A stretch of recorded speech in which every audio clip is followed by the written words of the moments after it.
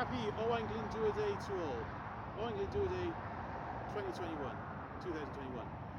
Here I am at Glyndyfrdwy, which is where on this date, 16th September in the year 1400, Owain Glyndwr was proclaimed as the last native prince of Wales. It's where his campaign started for an independent Wales. And a few minutes down the road from here, in his birth town of Corwen, will be the commemoration celebrating his the anniversary of his coronation, which was 621 years ago today.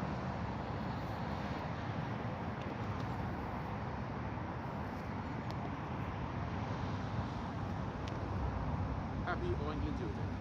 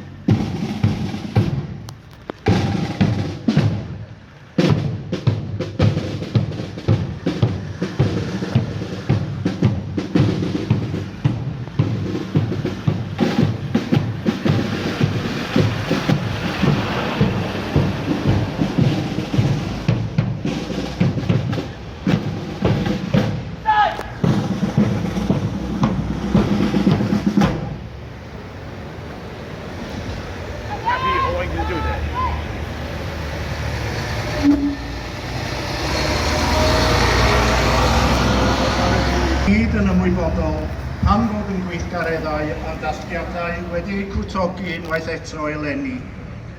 Ond roedden fel pwyllgor dim am i'r achlysur basio heb i ni gofio am y dyddiad ac am ein hanwr Owain Glyndwr. Mae'n amlwg fod pawb sydd yma'n gwybodus iawn am hanes Owain Glyndwr, felly yn hytrach na thraethu amdano, dwi am i chi ymuno gyda John Eifion a Chor Penyberth i ganu emyn gwladgarol Lewis Valentine dros Gymru'n gwlad. Yna, bydd Elwyn Ashford Jones ar ran Pwyllgor Dathlu Dydd Owain Glyndwr yn gosod y dorch wedi wedi'i honni wrth droed y gerflun. Diolch yn arbennig i Mall Jones am greu'r dorch. Yn dilyn gosod y dorch, fe gawn funud o dawelwch, cyn ymuno gyda'n gilydd i ganu ein hanthem genedlaethol. Fe fydd tair pennill o'r anthem, ac fe allwn ymuno yn y gitgan ar ôl y pennill 2 a 3. I gloi y seremoni, fe gawn berfformiad gan band Cambria, ac rydyn yn diolch iddynt am ei presenoldeb a'i cefnogaeth i'r wyl dros y blynyddoedd. Diolch hefyd i chi am eich presenoldeb y bore yma, a cofiwch fod darlith rithiol wedi ei threfnu ar gyfer heno gan Menter Iaith Sir Ddinbych, pryd bydd y Dr Gruffydd Aled Williams yn darlithio ar y testun Owain Glyndwr trwy lygaid y beirdd. Felly, fe ganwn gyda'n gilydd dros Gymru'n gwlad.